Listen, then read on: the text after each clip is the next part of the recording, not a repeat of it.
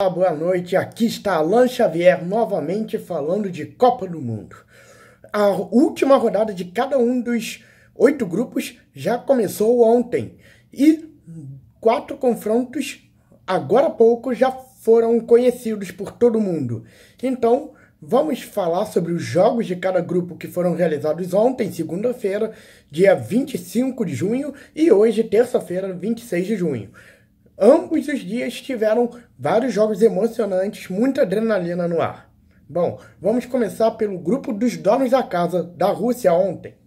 Ontem, às 11 da manhã, entravam em campo em Samara, Rússia e Uruguai. Os dois já estavam classificados e precisavam só definir quem sairia em primeiro, quem sairia em segundo. Possivelmente, quem pegasse Portugal ia se dar melhor, pois o time de Portugal é inferior ao da Espanha, apesar da Espanha não estar jogando bem.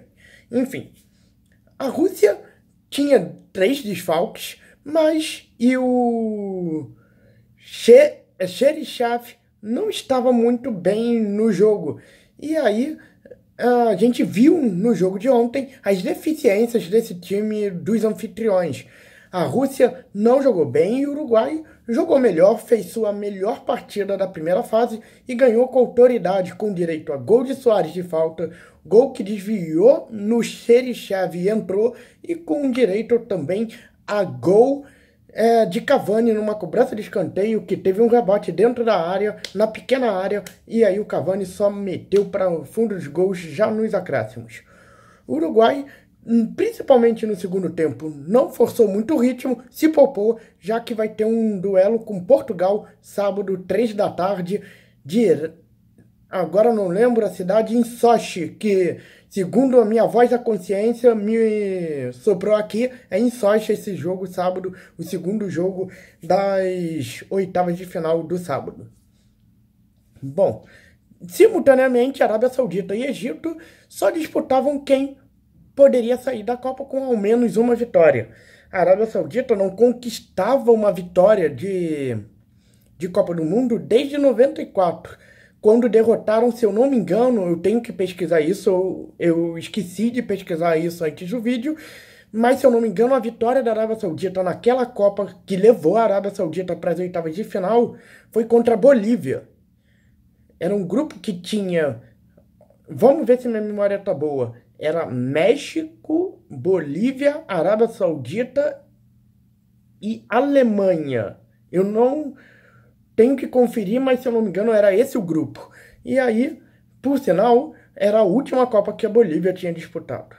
E foi a única vez que a Arábia Saudita conseguiu avançar. Desde então, eu lembro de alguns resultados da Arábia Saudita em Copas.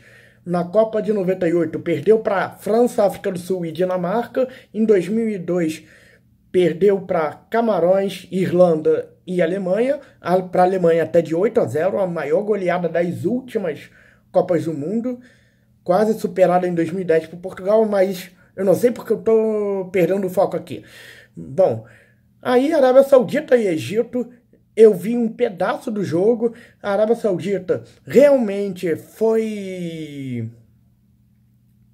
mostrou que não tem um time tão ruim para ter levado de 5 da Rússia. E o Egito também mostrou que tinha um time bom, mas que deu azar. Provavelmente, se o Salah tivesse condições e tivesse entrado em campo contra o Uruguai, a história desse grupo poderia ter pelo menos complicado um pouco mais a vida de Uruguai e Egito.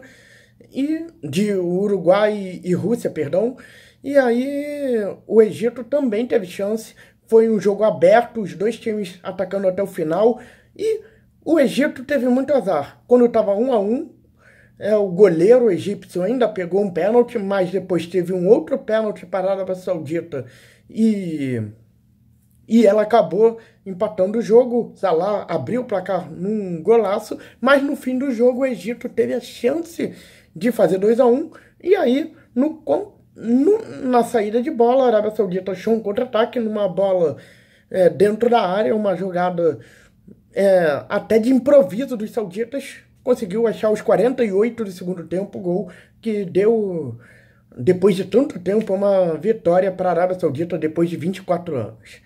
E aí a Arábia Saudita colocou o Egito na lanterna, e aí esse grupo ficou assim, Rússia em segundo lugar com 6, Uruguai em primeiro com 9, Arábia Saudita em terceiro com 3 e Egito, infelizmente, para a decepção do Salah, eu pelo menos esperava muito do Salah e do Egito na Copa, eles se despedem, Arábia Saudita e Egito já voltam para os seus países, mas deveram um pouquinho.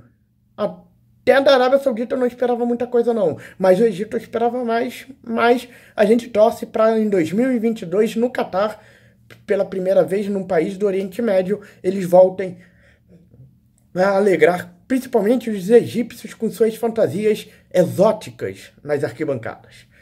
Mais tarde, o grupo que estava mais indefinido do que o grupo anterior, o grupo B, tinha Portugal e a Espanha com 4 pontos e nos quesitos de desempate tudo empatado.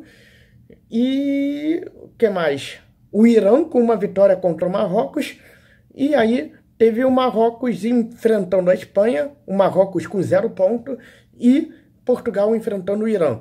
Todo mundo imaginava que o Irã ia dificultar o jogo para Portugal, mas não imaginava que tanto. Mas dificultou, ao meu ver, até mais do que dificultou para a Espanha. Por quê? Quer dizer, ao meu ver, perdão, eu falei besteira, dificultou menos, porque Portugal, tudo bem que foi um chute de fora da área do Quaresma, essas jogadas de improviso acabam desmontando sistemas defensivos bem consolidados dos times, né? E aí aconteceu isso. Portugal conseguiu no finzinho do primeiro tempo esse gol, mas aí, amigo, o Irã jogou bem no segundo tempo, teve chance. Cristiano Ronaldo perdeu um pênalti, o que poderia ter mudado completamente o roteiro do jogo. Eu falei que o Cristiano Ronaldo perdeu, mas temos que dar um mérito pro goleiro iraniano. Ele pegou um pênalti do Neymar, do Cristiano Ronaldo. E aí aconteceu isso. Messi já perdeu o pênalti, Cristiano Ronaldo também. Neymar, por favor, não se junte a eles e não perca nenhum pênalti na Copa.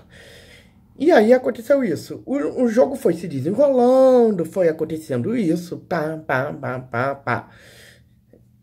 Aí o Irã ficou reclamando muito que num lance na metade do segundo tempo poderia ter expulsado o Cristiano Ronaldo, o que para mim, se tivesse sido expulso, mudaria a história. Para mim, Portugal seria eliminado sem o Cristiano Ronaldo em campo. Mas, ao meu ver, o juiz peidou. Desculpa usar essa palavra, mas foi isso.